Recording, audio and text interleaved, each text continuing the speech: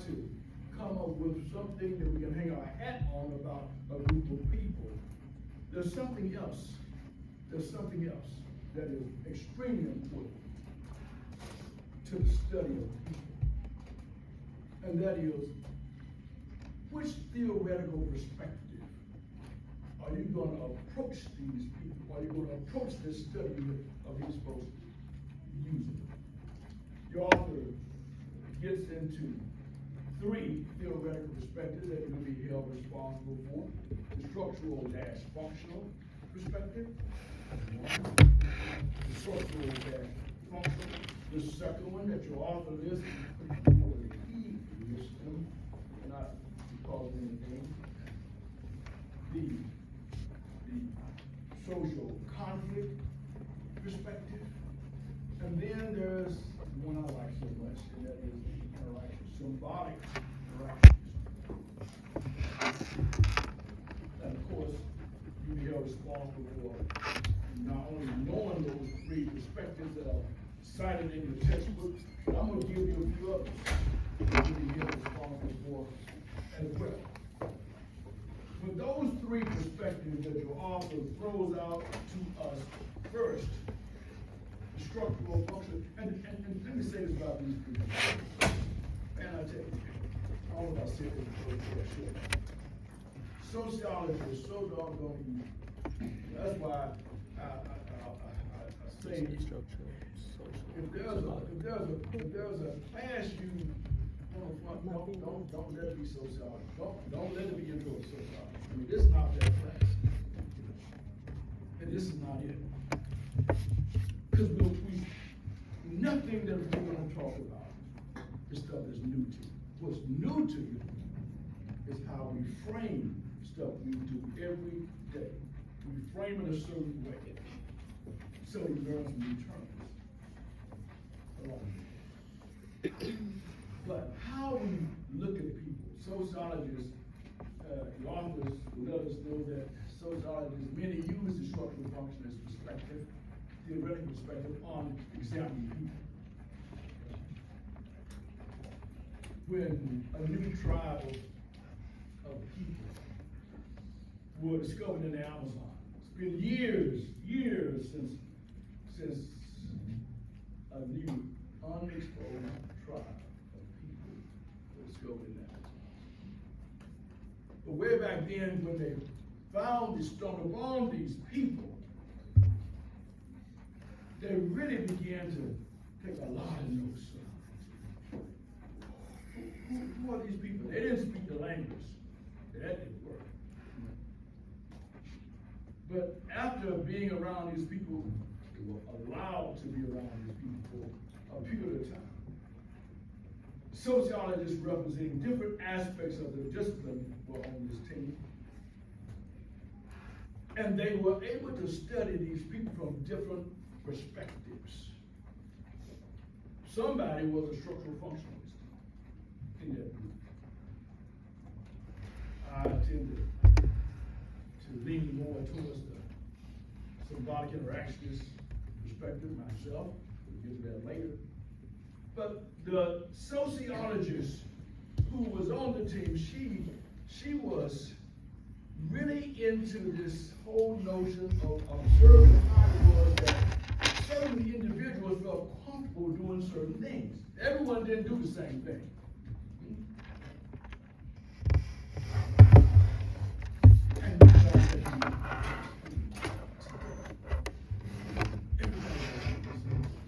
And if you did the same thing, you don't do the same way somebody else.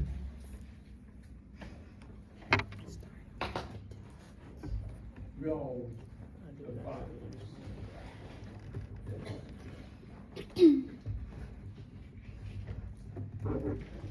Your eyes look the same, but they're different. They're different. I wear contacts. One is for distance, one is for close up reading. So together, they will help you in this much. Have peripheral vision on this side and this side. I can look straight ahead and still see things coming. You can too. You have a right arm and a left arm, right there. They do different things, right? I'm right-handed. Some of y'all left-handed, but you can do do some things similar with your level. You know, ambulating, yes, your legs are working together. One step forward, the other one follows, and right? You have one heart. Got a lot to do. Pumping blood, right? Receiving blood, sending blood, bringing, sending. The structural functions. There's all kinds of uses.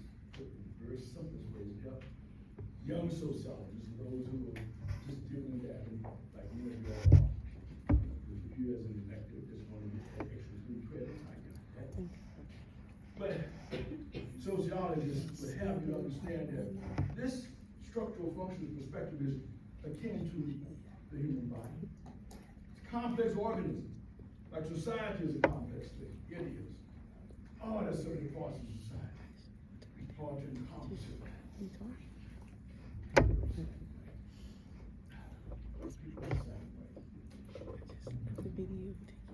And if you want to dig deeper into the structural functions perspective, you can do that, but you'll always come back to understand that there are many, many parts to complex beings. The social conflict theorists in the text would have us to understand that from that perspective, there is inequality. Couldn't really chase. This is that perspective that focuses simply on inequality. That's why there's a part of that perspective that some sometimes focus on the racial equality. Feminism is part of the social conflict perspective. We read in sports law, there's a section in chapter 1, I believe it is, talks about sports, how really all good perspectives can be used to analyze sports. And the social conflict is seriously part of an angle to look at sports. I mean, how competitive can we be? All teams are not equal. Every player on every team is not equal. Some are big enough we got to put this guy on the line. You'll play guard or tackle or center. Somebody else may be a tight end on defense. Somebody may be a running back. Someone may be a DE, a defensive end or a D-back. He just said that. All these different people on the team, but they have one goal, and that is to kick ass in the opposing team. Some teams have a losing record. All teams are not equal. Right? So there's an inequity here.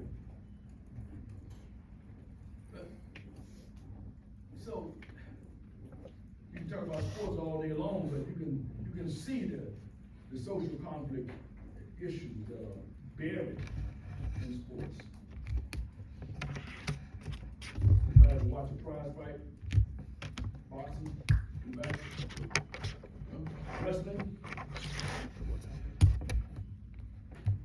2 people. 1 winner. You can get the other guy quickly and pin him. There's so much inequity in sports. Some coaches are better than others. I have better players, but the coaching may be the issue. Then the other, in the last theoretical perspective, which is all the symbolic interaction. This is that perspective given to you short. It's in the text. Don't memorize them, instead of you understand them. Please don't try to understand them. I'm sorry. Memorize these terms. Because if you understand the terms, then that's another reason why I like to use some maps and talk label, basic stuff. But my sociology really happens to be in applied sociology. And I love that. I love that degree field. Because while the other focus on theoretical issues and theory, and those noted folks who really created the philosophies behind the discipline of sociology and all of its parts. But applied sociology will take all that stuff and make sure we understand the practical applications of the discipline of sociology. So I really like applied sociology. I'm with a history, I don't know if they still offer that particular lane of study of this discipline. But when it was there, I jumped on it. And as a result of that, I'm able to try to better help you all to see some of these matters. It's a great discipline, a little easier to look at. You don't understand it, you can't write about it. It's false. The symbolic interactionist perspective. It was that perspective, right, that focuses on the use of symbols in the study of the interactions between people. Symbolic interactions. It uses labels in the study of people. Like when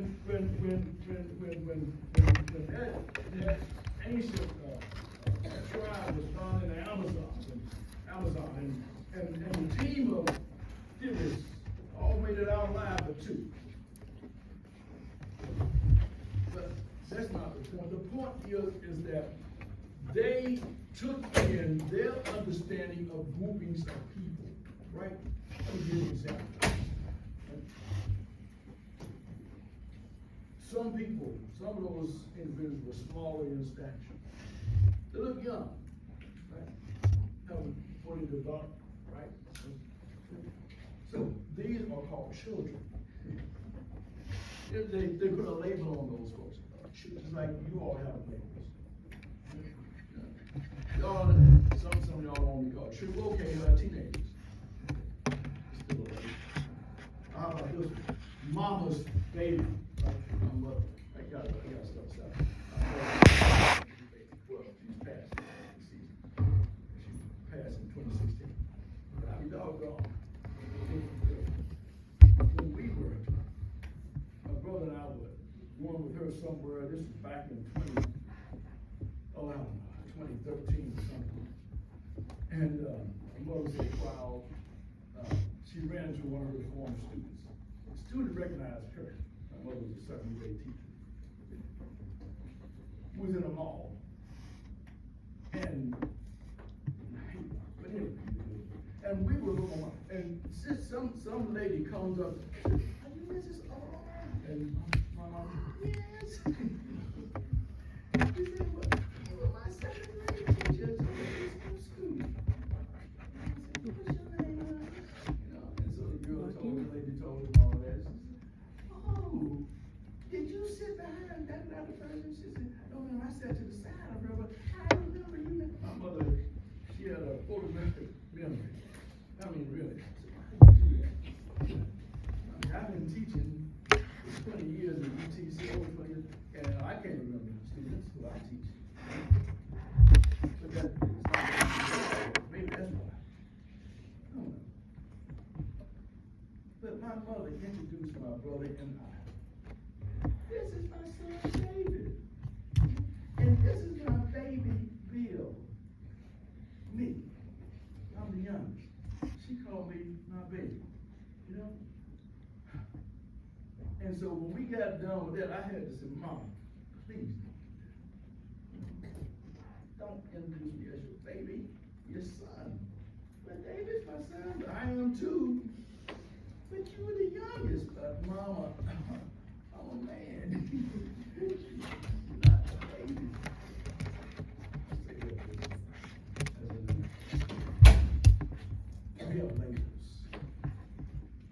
you have a mother. The word mother is an assignment, it's a label. It means something. It's symbolic. If someone says, this is my mother, then that tells me something, right? You don't have to define what mothers do. I know you do, right? This is my cousin. Cousin is a label. This is my brother. Brother is a label. Names are labels, right? William, Douglas, Homer.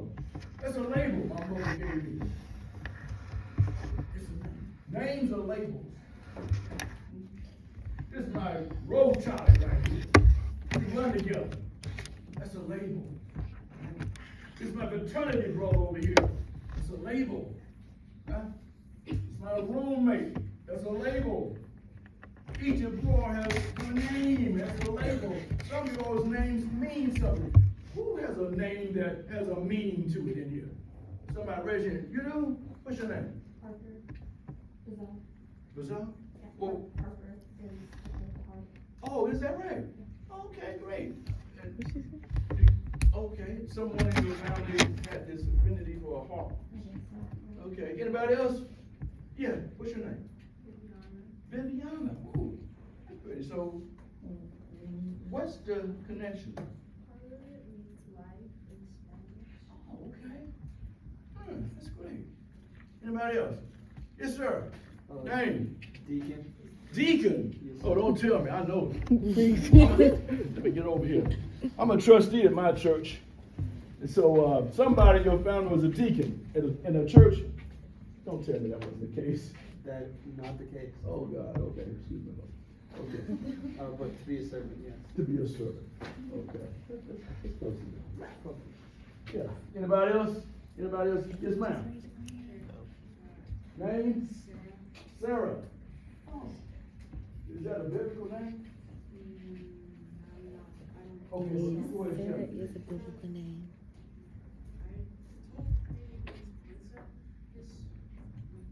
I could read mine.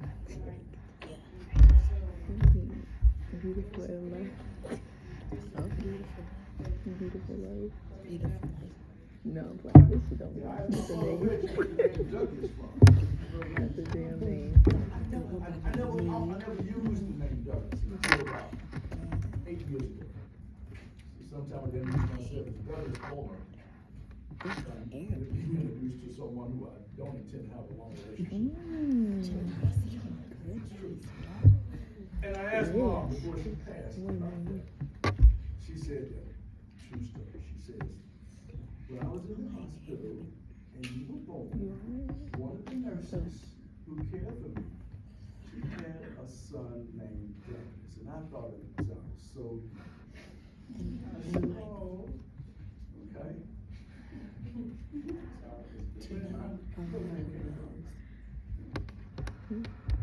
But there's a reason. There's a reason. So when sociologists study people, if I was going to study all you folks, all 69 of you all in here, you know, I have to dig deep.